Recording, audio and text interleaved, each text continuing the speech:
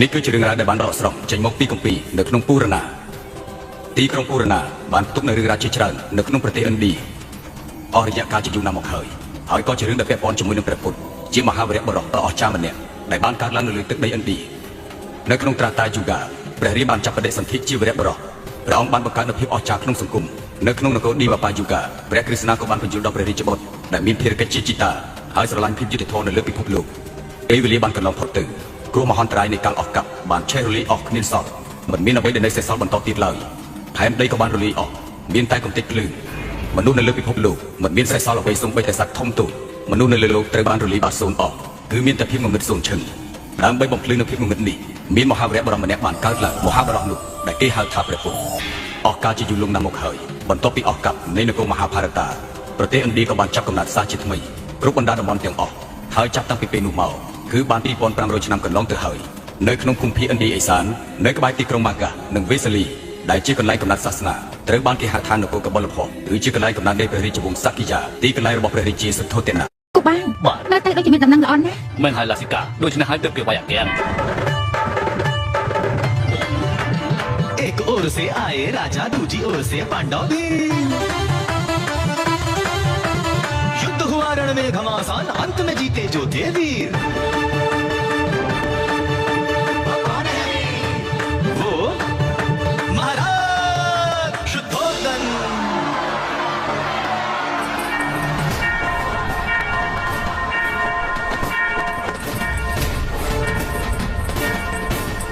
ព្រះនាង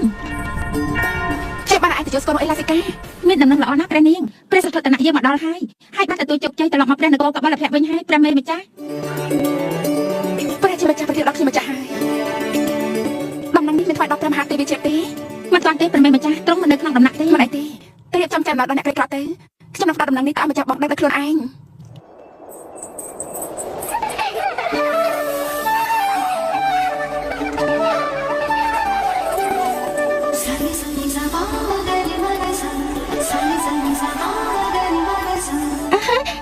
ចាប់បានហើយ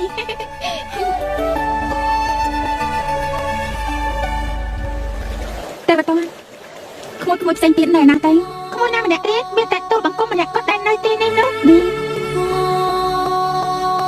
ម្ចាស់មីងប្រហែលជាស្រាំភ្នែកគេដឹងទូលបង្គំបានទៅហើយនៅ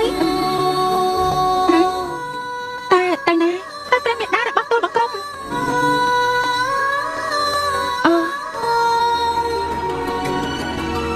កាយបានសន្យាជាមួយម្ចាស់មីងហើយមែនទេប្រាប់ទូលតែទូលបង្គំដាច់ហើយឆាប់និយាយទៅគឺម្ចាស់មីងឲ្យក្មួយនិយាយឥឡូវនេះនិយាយមកឆាប់និយាយទៅបាត់ប្រណែទៅប្រមេតឆាព្រះមេដា